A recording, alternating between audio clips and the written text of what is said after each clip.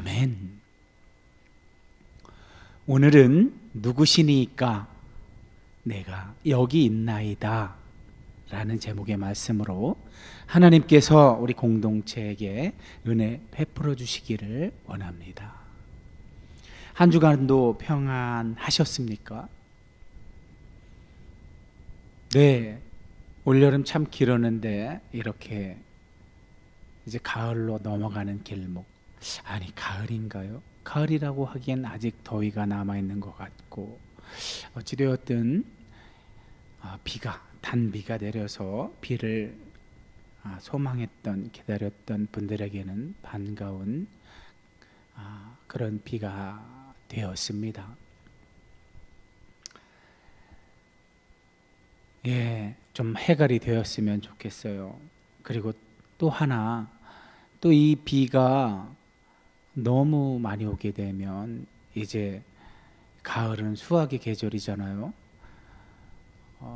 농작물이 이제 결실을 맺을 때인데 또 그 결실에 방해가 되면 그동안 수고한 농부들의 마음이 아프잖아요. 그죠? 우리 말 나온 김에 일기를 위해서도 기도했으면 좋겠습니다. 우리가 겸손할 수밖에 없는 것은 우리 과학기술 문명이 아무리 첨단을 달리고 발전하였다고 하여도 이런 기후 변화에 대해서 여전히 맥을 못 추고 있는 모습을 보면 겸손히 주님께 기도를 요청하는 그런 태도가 더욱이 우리 믿는 사람들에게는 요청된다 하겠습니다. 자, 오늘은 앞에서 우리는 복음이 이제 사도들에게 오순절 성령 강림 사건 이후에 사도들에게 지워진 그 예수님이 하셨던 그 일, 하나님 나라 복음을 누리고 전파하는 그 일,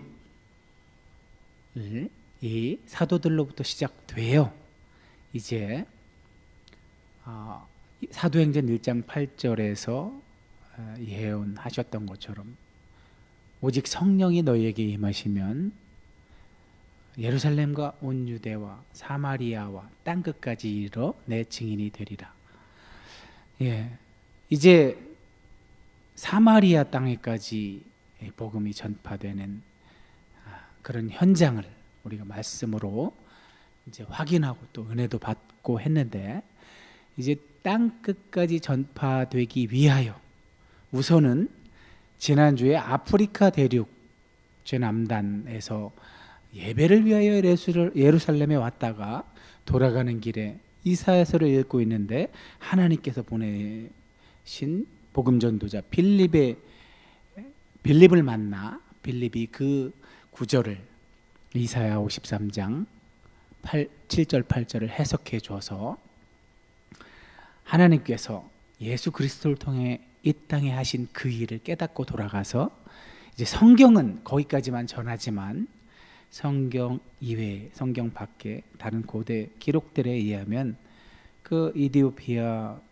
고위 관리가 자기가 살던 곳으로 돌아가서 그 복음 전파 활동, 즉 하나님 나라와 및 예수 그리스도의 이름에 관하여 빌립으로부터 전해 들은 바를 열심히 전파했다고 합니다.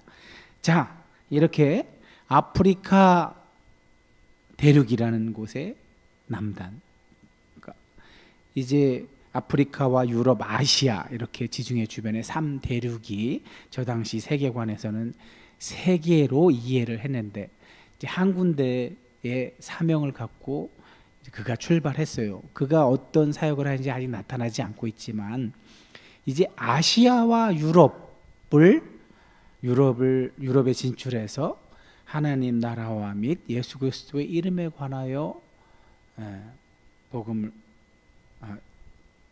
관한 것을 전할 하나님의 도구가 지금 준비되고 있습니다.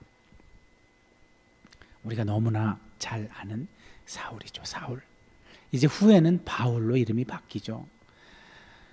여기에도 이름에 아이러니가 들어있다고 언젠가 말씀드렸잖아요. 사울은 히브리어로 사울은 요청하여 얻은 자, 요청하다, 뭐 묻다, 구하다, 이렇게 구하여 얻다 이런 뜻을 가진 히브리어 단어인데, 이런 뜻과 어울리는 사람이 하나 생각나죠. 구약에 다윗 왕 이전에 있었던 최초의 왕 사울, 그도 이름이 사울이었죠. 진짜 왕을 요청해서 구해서 그 이름을 얻었죠, 사실.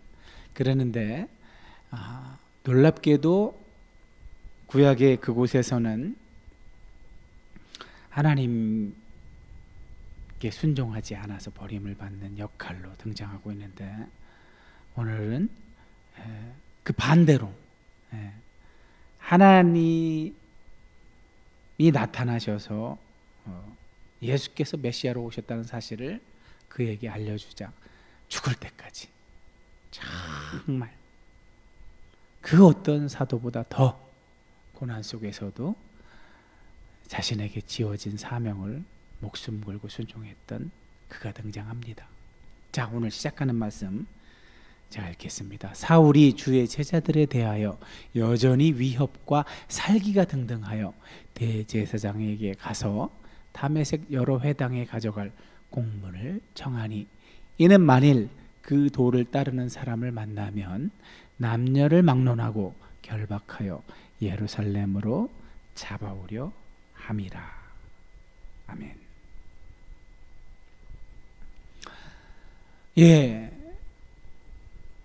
지금의 사울 어떻습니까, 여러분? 아직 주님께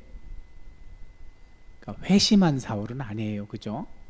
회개한 사울은 아니에요.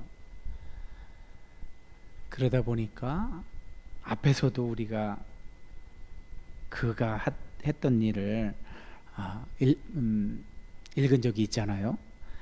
스데반이 순교 당했을 때 8장 3절에서도 그가 나타났었고, 스데반이 죽는 것을 마땅하게 여겼다고 하잖아요. 또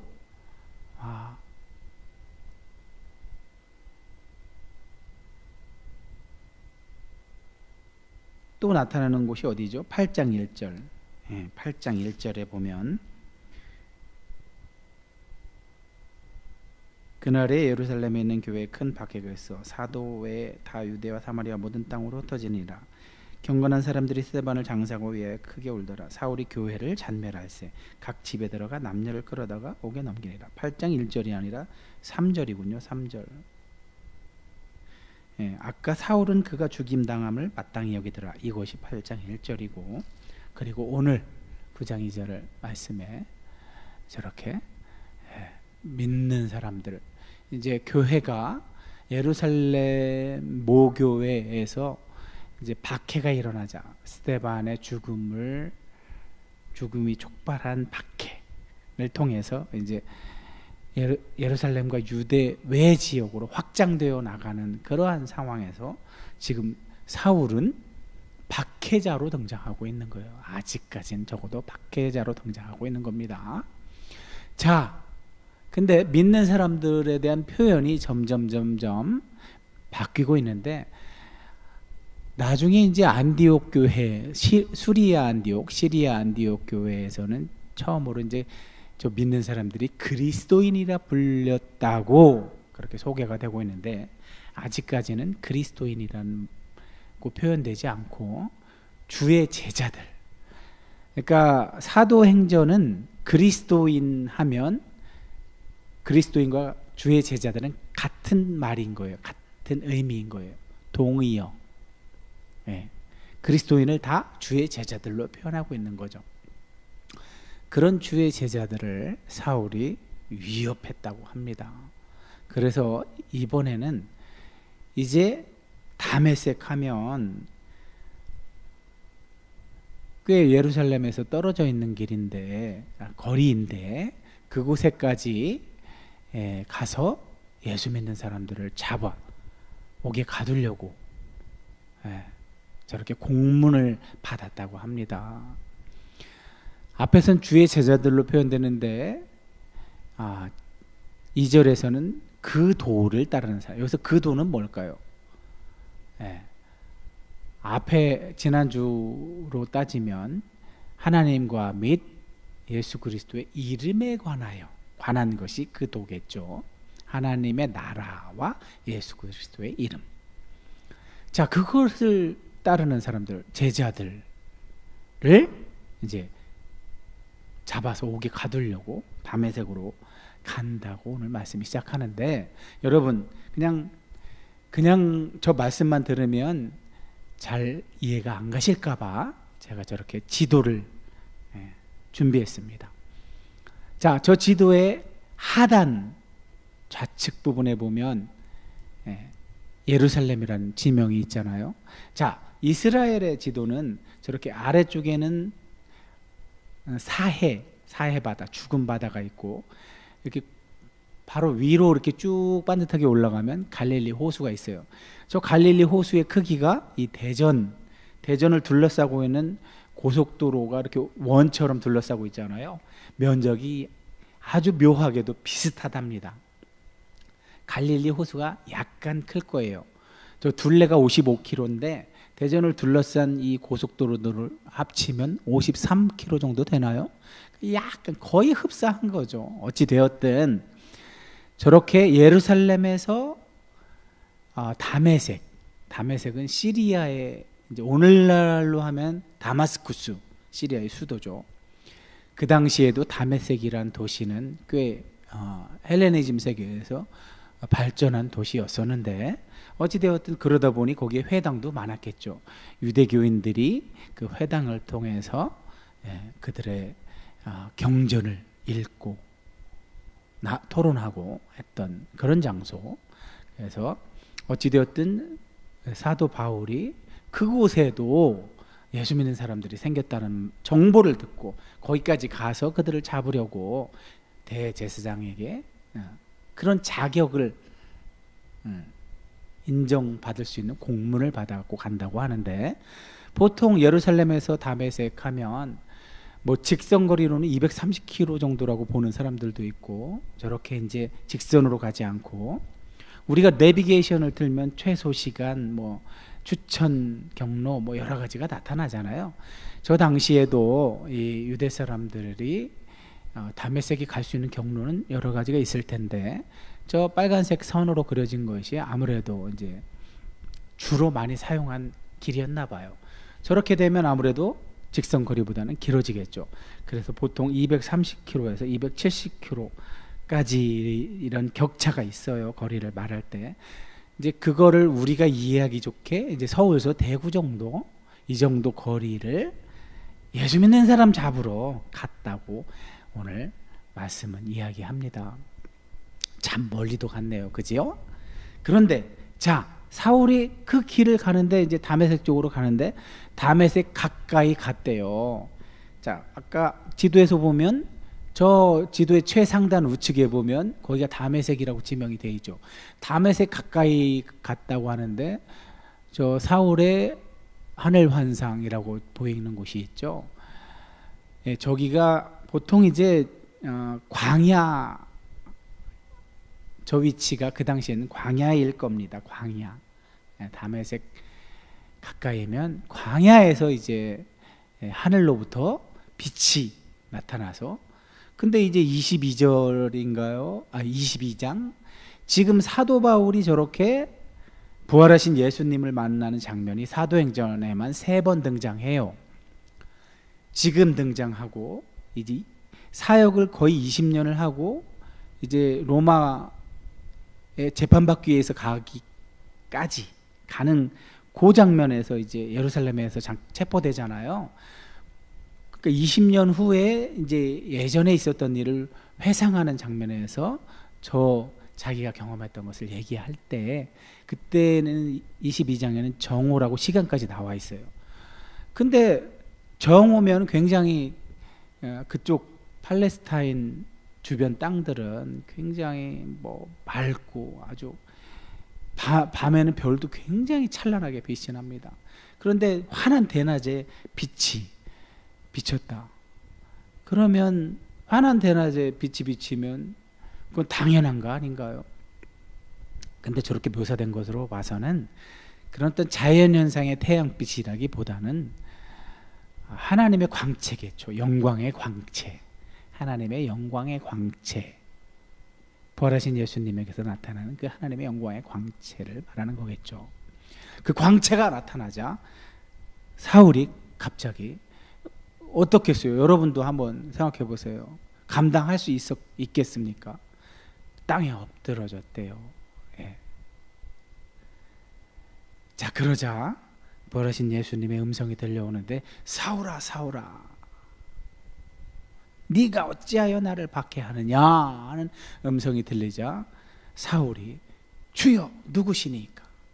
저 주여 할 때 앞에 주여는 관용적인 표현인데, 뭐 영어 같은 경우는 이제 주를 뭐 하나님에 대한 명칭으로 표시할 때는 대문자로 써서 금방 알아볼 수 있는데, 우리 같은 경우는 한글로 번역할 때 그냥 주여로 다 돼 있어서 타인을 그냥 높여 부르는 일반적인 관용어로서의 주여가 있겠고, 실제로 주님을 만났을 때 주여 하는 그게 있는데, 지금 사울은 아직 그런 주님의 실체를 모르기 때문에 일반적인 타인을 높이는 그런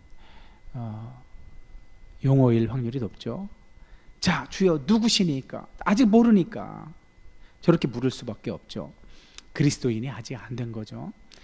뒤에 아나니아랑 대조적이죠. 그리고 또 구약에 나타나는 많은 하나님의 사람들은 뒤에 나오는 아나니아처럼 내가 여기 있습니다라고 반응하죠. 주님이 나타나시면. 근데 사울은 아직 주님의 정체를 모르기 때문에 누구십니까로 물을 수밖에 없었겠죠. 그러자 예수님이 나는 네가 박해하는 예수다 하고 자신의 정체성을 밝혀주시죠. 그리고 나서 사울에게 명령합니다. 일어나 시내로 가라. 이제 다메섹 거의 다 와서 광야에서 저런 일이 일어났으니까 이제 시내로 들어가라. 그러면 네가 어떻게 해야 할지를 알려줄 자가 있을 것이다. 희한하죠. 예수님이 그냥 이렇게 해라 하고 말씀하시면 안 되나요? 꼭 사람을 사용하시죠. 하나님이 하시는 일은 그러니까 하나님은 자유하세요. 하나님의 방식으로 일하세요. 하나님의 때에 하나님의 방법으로. 그러니 우리가 그 크신 하나님의 일하심을 어찌 다 알 수 있겠어요? 단지 하나님이 먼저 행하시면 그 행하심을 보고 우리가 깨닫고 알게 되는 거죠. 자, 그런데 사울이 일행이 있었을 거 아니에요. 혼자 가지는 않았을 거 아니에요. 근데 같이 갔던 사람들은 오늘 이 누가의 설명에 의하면 소리만 들었대요. 보지는 못했대요. 그래서 보이지도 않는데 소리만 들리니까 저들도 당황했겠죠. 그래서 차마 말을 못하고 서 있었다고 합니다. 그리고 그 당시에 사울은 땅에서 일어나서 눈은 떴지만 보이지가 않더라는 거예요. 보이지 않으니 어떻게 해요? 동료들의 손에 이끌려서 다메섹 시내로 들어갈 수밖에 없었겠죠. 왜 하필 하나님은, 예수님은 눈을 멀게 하셨을까? 눈은 떴으나 아무것도 보지 못하고. 복음서에서 저 말은 주로 누구에게 쓰입니까? 너희가 본다고 하니 죄가 있다. 저 본다고 했던 사람들이 누구예요? 이스라엘의 종교 지도자들을, 성경을 해석해 주는 자리에 있었던 사람들이 주로 예수님께 저 말을 들었죠. 너희는 본다고 하는데 그렇기 때문에 죄가 있는 거야. 왜? 너희가 못 본다고 했으면 죄가 없어. 못 봤기 때문에. 하지만 본다며, 보면 보고서 어떻게 너희처럼 행동할 수가 있어. 하나님 나라가 이미 와 있는데, 내가 지금 소개하고 있는데 본다며 하나님 나라를. 그러면 순종해야지. 보는 것을 보고 그 보여준 것이 가리키는 것을 너희가 해야지. 너희는 말만 하고 하지 않잖아 하니까 예수님이 그런 말씀으로 하신 거잖아요. 차라리 못 본다고 했으면, 소경이었으면 죄가 없지만 본다고 하니까 너희에게 죄가 있는 거다. 저거를 제가 어떻게 이해하라고 했어요? 죄라는 것은 항상 의의 반대. 의는 하나님과 연결되어 있는 상태, 죄라는 것은 하나님과 단절된 상태. 그러니까 바리새인들, 서기관들, 그 당시의 종교 지도자들은 하나님을 말은 하지만 그들이 가지고 있었던 성경에 나타난 하나님을 그들은 이야기하고 설명하고 가르치긴 했지만 하나님이 시키는 건 하지 않았죠. 그러니까 예수님한테 그런 말씀을 들었죠. 한 것도 있죠, 물론. 하지만 하지 않은 것이 훨씬 많았죠. 제가 칼럼에서도 말씀드렸지만 그들이 정말 하나님이 시킨 것을 제대로 했다면 엄청나게 존경을 받고 멋있었겠죠. 자, 어찌되었든 지금 사울은 눈이 멀었고 사흘 동안이나 보지도 못하고 또 먹지도 마시지도 않았대요. 뒤에 보면 저것은 예수님의 배려예요. 어떤 배려? 예수님은 저것을 기도하는 중이라고 표현해요. 사울이 기도하게 하시려고 저렇게 섭리하신 거죠. 자, 이제 사도 그러니까 사울에게 나타났던 예수님이 이제 아나니아라는 그리스도인, 그때 당시에 22장에 가면 이 아나니아가 그 다메섹에서 꽤나 존경받았던 유대인이었다고 이야기합니다.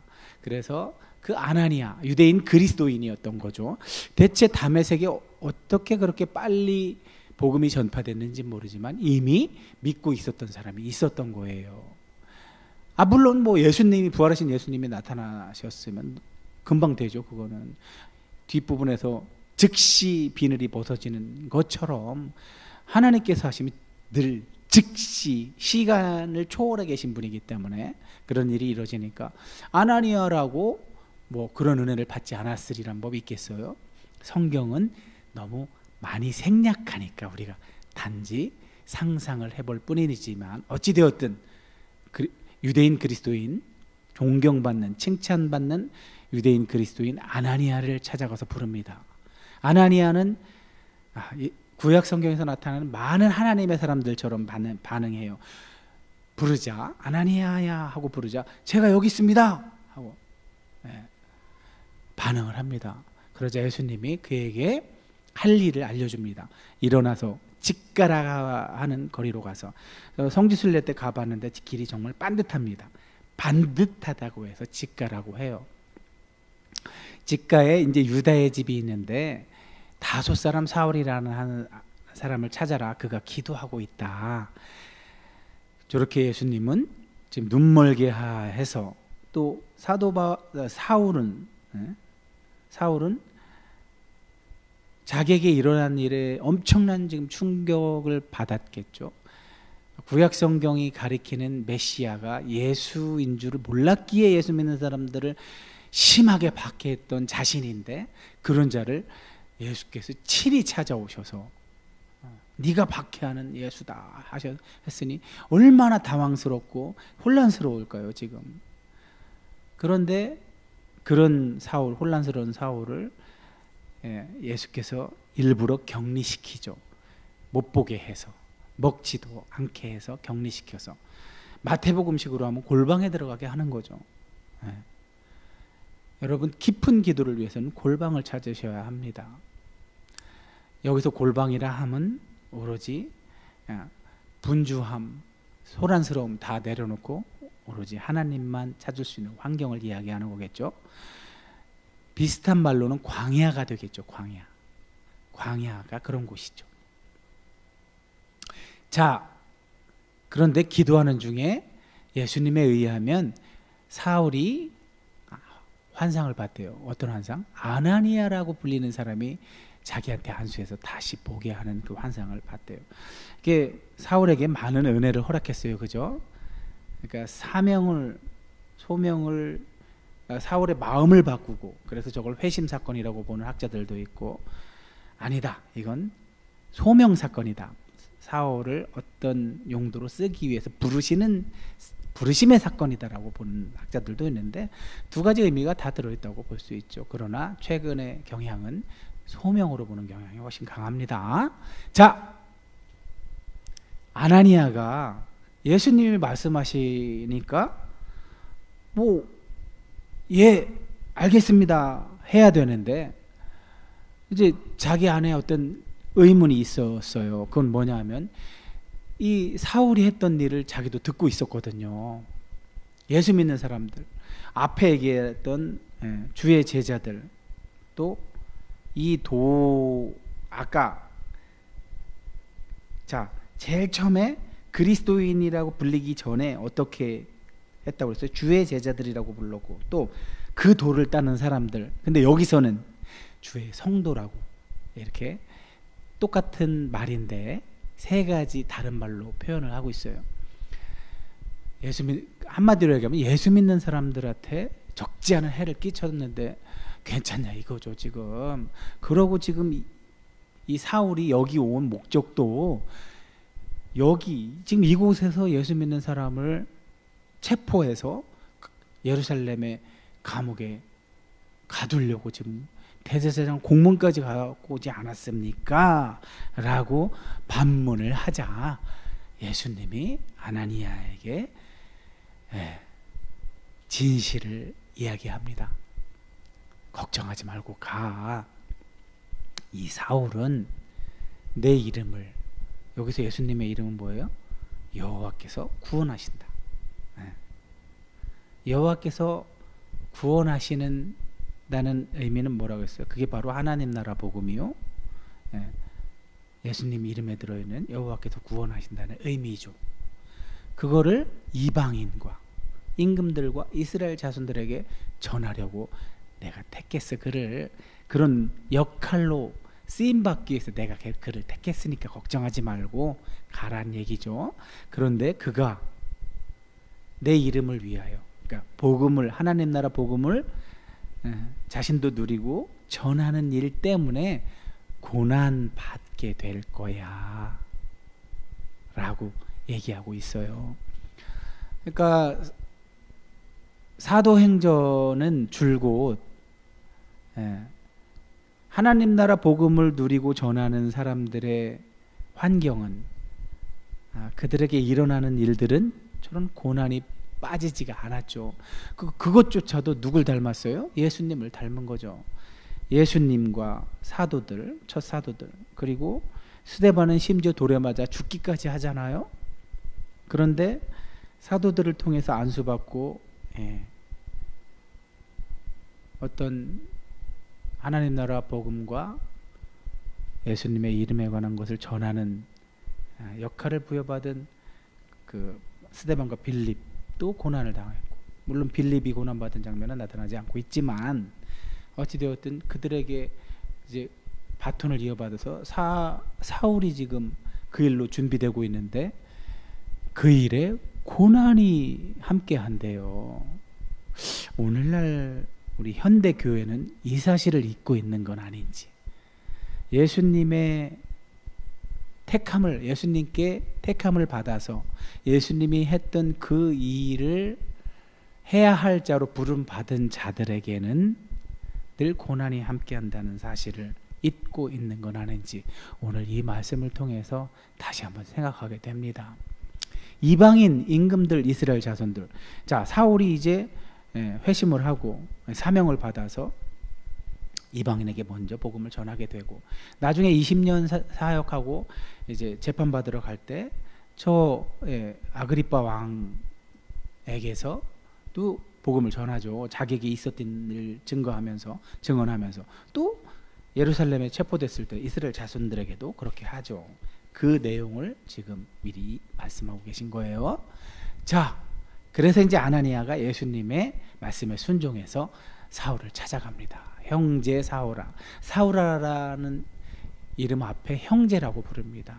이제 예수 믿는 사람들을 핍박했던 그를 잡아서 옥에 가뒀던 그를 형제라고 말합니다. 예수님이 바뀌어주셨다는 사실을 이제 인식한 거죠. 그러니 한 가족인 거죠. 한 제자, 앞에 제일 처음에 표현했던 주의 제자들, 주의 성도, 또 도를 전하는 자들. 자, 그 도를 참 따르는 사람들, 다 동의어라고 했죠. 그러니 형제라고 부르는 거죠.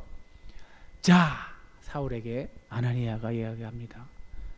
아나니아라는 이름 앞에서는 좋지 않은 역할로 쓰임받은 아나니아가 한 사람이 있었죠. 그러나 그의 이름만은 좋은 의미였었죠. 하나님의 은혜, 여호와의 은혜.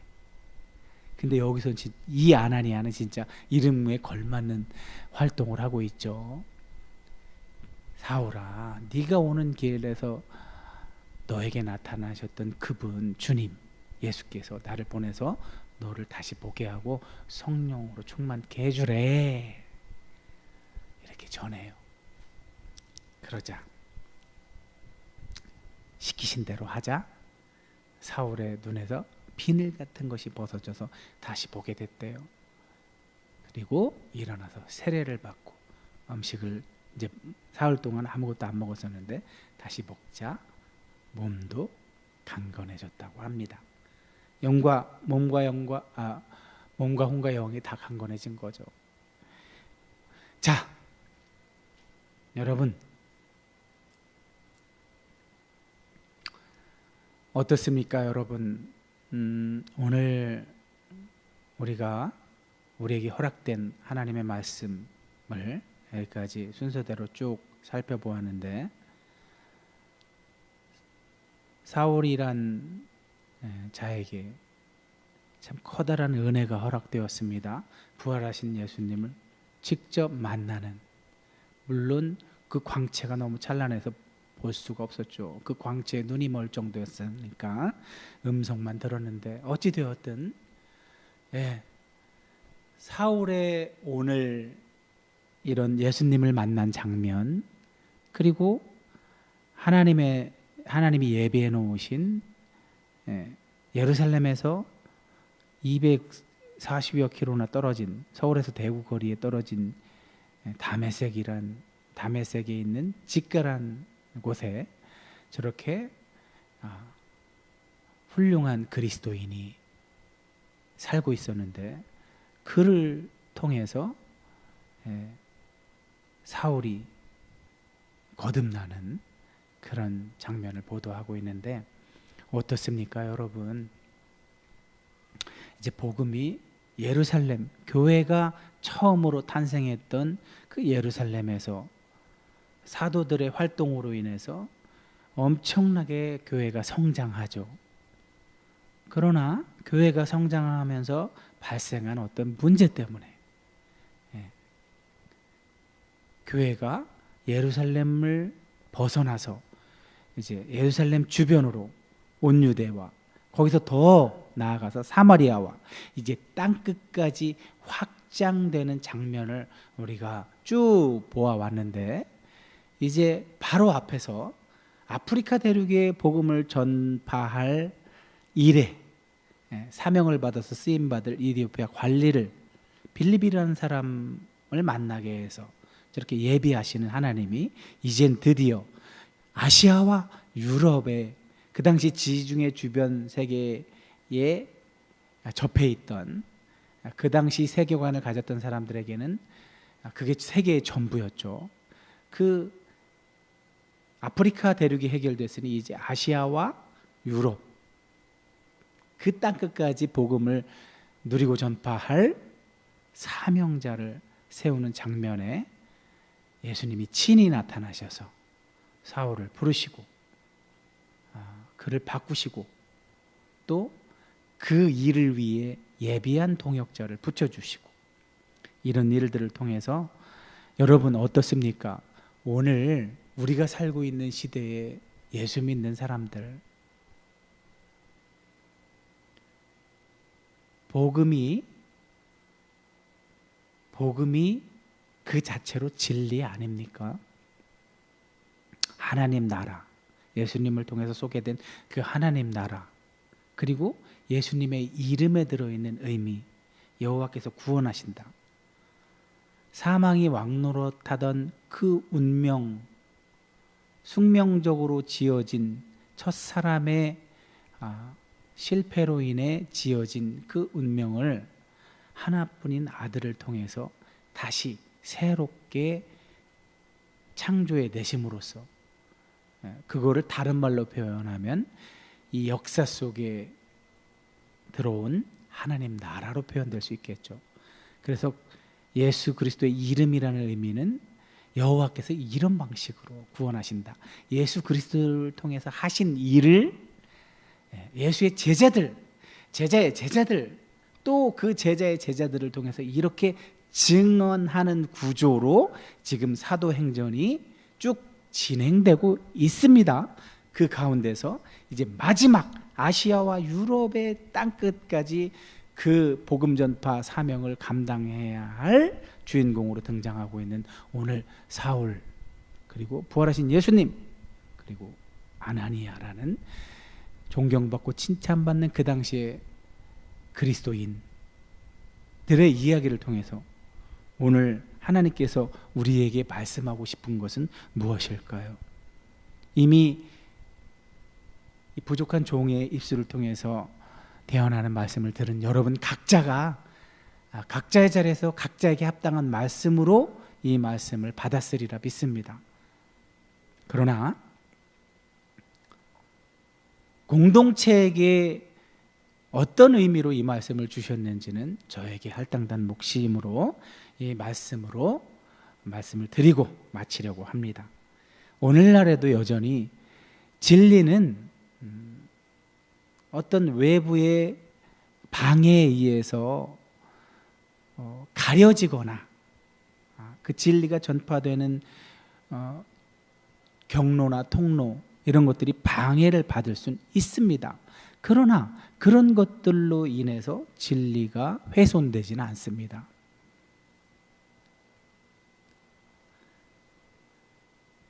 그리고 또 하나, 그 진리를 전달하는 역할로 쓰임받는 사람들에게도 하나님께서 그런 도구로, 그런 사명자로 그에게 그런 소명을 부여하셨다면 그것도 결코 방해를 받지 않는다는 사실을 오늘 말씀을 통해 우리가 깨닫게 하기 위해서 하나님께서 이런 은혜를 베풀어 주셨습니다.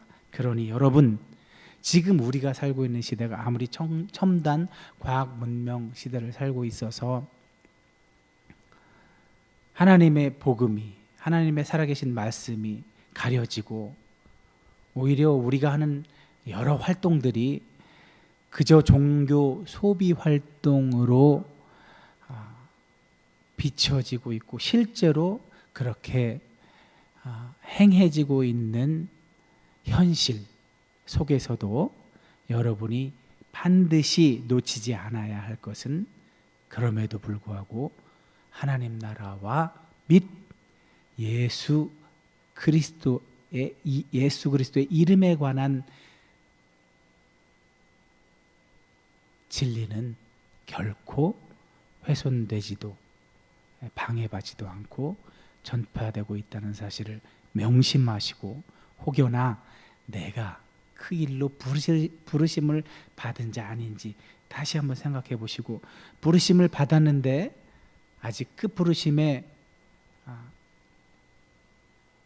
이제까지 나타났던 그 하나님의 사람들처럼 적극적으로 순종하지 않고 계시다면 오늘 말씀을 통해서 다시 한번 내가 부름받았구나, 그 일로 부름받았구나, 내게 하나님 나라와 및 예수 그리스도의 이름에 관하여 전파할 증인으로서의 사명이 주어졌구나 하는 사실을 다시 한번 인식했다면 다시 성령으로 충만함을 입어서 오늘 그걸 주님께서 허락하셨으니, 우리 공동체에게 허락하셨으니 다시 한번 힘을 내서 그 사명을 열심히 감당하시는 저와 여러분이 되라고 이 말씀을 전했습니다. 기도하겠습니다.